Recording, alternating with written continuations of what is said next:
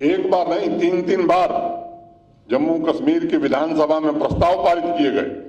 भारत सरकार में जाकर के झूठ बोला गया कि हमने प्रॉपर्टी टैक्स लगा दिया है, भारत सरकार का वित्त मंत्रालय हमें पैसा रिलीज करे, नहीं तो हम तनख्वाह नहीं दे पाएंगे। वो काम हम नहीं कर सकते। हम जो दिल्ली में कहेंगे वही जम्मू में भी कहेंगे, और वही जब आप मिलेंगे व्यक्तिगत रूप से इस कार्यक्रम में भी कहेंगे। जब आप व्यक्तिगत रूप से मिलेंगे तब भी हम वही कहेंगे। और मैं आप सबसे कहना चाहता हूं कि जम्मू कश्मीर या कोई शहर फ्यूचर रेडी कैसे हो सकता है। लंबे समय तक छल किया गया है यहाँ के लोगों के साथ। हमारे जम्मू कश्मीर के नागरिक, हमारे भाई बहन बेहतर तरह से रह सकें, एक सस्टेनेबल शहर जम्मू बन सके, जहाँ बिजली भी हो, पानी भी हो, ट्रांसपोर्ट भी हो, अस्पताल भी हो, अच्छी शिक्षा भी हो, हर चीज की उपलब्धता हो। इसके लिए पूरी शिद्दत से हम सब काम कर रहे हैं। मैं ये मानता हूं कि कोई भी पूर्णांक नहीं है, कोई भी व्यक्ति सब कुछ नहीं जानता है, और इसलिए हम बार बार कहते हैं कि आप सुझाव दीजिए। आपके सुझाव का स्वागत नहीं, आपके सुझाव में जो बेहतर चीज होगी उसे निश्चित रूप से हम ग्रहण भी करेंगे और उसे लागू भी करने की कोशिश करेंगे। कई बार सुधार की प्रक्रिया में ऊपर से लोगों को लगता है कि साहब ये निर्णय ठीक नहीं है, लेकिन यकीन मानिए भविष्य में आने वाली पीढ़ियां इस बात के लिए आपका भी धन्यवाद देंगी कि हमारे जब पिता थे तब प्रॉपर्टी टैक्स लगा था, जिसके कारण जम्मू शहर इंदौर से भी साफ शहर आने वाले 20 साल बाद बनने वाला है। इस प्रॉपर्टी टैक्स का ये लाभ आने वाले समय में होने वाला है। और मैं आप सबसे कहना चाहता हूं, प्रशासन को निर्णय लेने पड़ते हैं। अब क्या पड़ी है कि गाली सुनी जाए लोगों की, कोई आवश्यकता नहीं है। लेकिन गाली तब सुनी जाती है जब लगता है कि नहीं साहब, इसके बिना अब कोई विकल्प नहीं है, किसी को शौक नहीं है। हमें नहीं रहना है यहाँ जो बैठे हुए लोग हैं, मुझे लगता है कि डिप्टी मेयर साहब को छोड़ दीजिए तो ये भी 10-20 साल बाद सब जाने वाले हैं। और रहना आपको है, आपका शहर है। यहाँ अस्थायी रूप से कुछ लोग आए हैं, चले जाएंगे। मुझे लगता है कि इसलिए विष पी करके भी शंकर की तरह जब गरल पान करना पड़ा था तब अमृत निकला था। गाली सुनते हुए विष पी कर भी उचित फैसला लेना, ये मैं समझता हूं कि दायित्व है, और उस दायित्व का निर्वहन हम जरूर करेंगे ताकि जम्मू कश्मीर की आने वाली भावी पीढ़ियों का भविष्य सुरक्षित हो सके। जम्मू कश्मीर भी देश की प्रगति में, नए भारत के निर्माण में किसी राज्य से कम योगदान न दे सके, इसलिए किया गया है। मैं आप सबसे निवेदन करना, किसी भी मित्र को भ्रांति है तो आप जरूर उसे बताएं। हमारे अधिकारी भी कोशिश कर रहे हैं लोगों तक पहुंचने की, लोगों से संवाद किया जा रहा है, और बंद किसी समस्या का समाधान नहीं। मुझे लगता है कि फ्री, फेयर, ट्रांसपेरेंट व्यवस्था चले, ये सबके हित में है।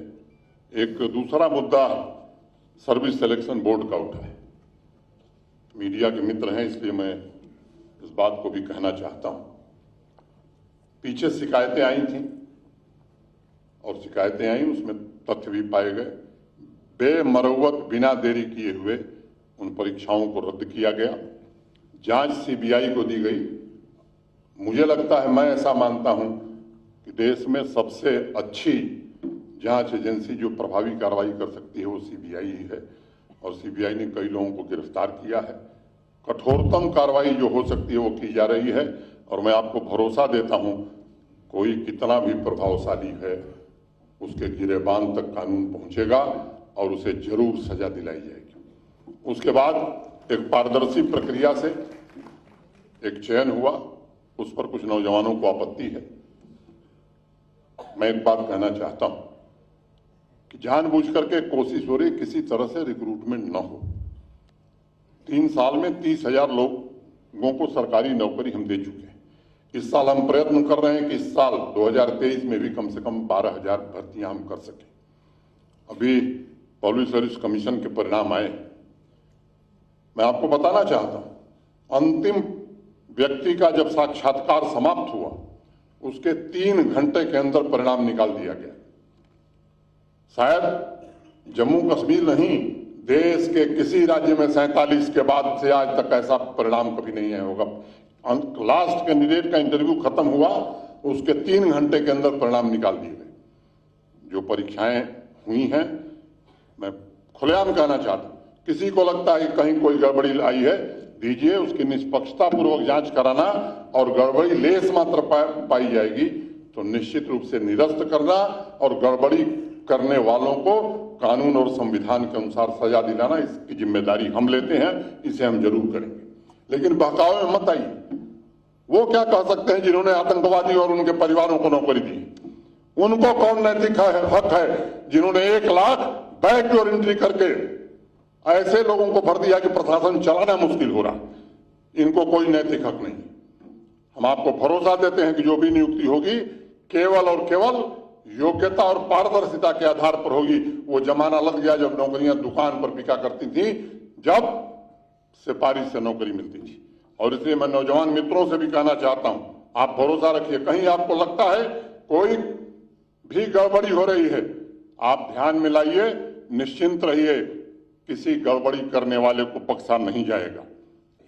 और मैं नौजवान साथियों से विशेष रूप से कहना चाहता हूं कि कैंडल मार्च निकालने की जरूरत नहीं है। जिन लोगों ने आपके सपनों के आशियानों पर आग लगाई थी, उनके बहकावे में मत आइए। जमीन से लेकर नौकरियों तक जिन्होंने केवल लूटने का ही काम किया था, अब कोई रास्ता नहीं मिल रहा है तो लोगों को भड़काने की कोशिश कर रहे हैं। मैं जम्मू कश्मीर के सभी नौजवानों से कहना चाहता हूं, निश्चिंत रहिए, कहीं भी न बेईमानी हुई है न होने दी जाएगी, और किसी बेईमान के लिए अब जगह जम्मू कश्मीर में नहीं रहेगी।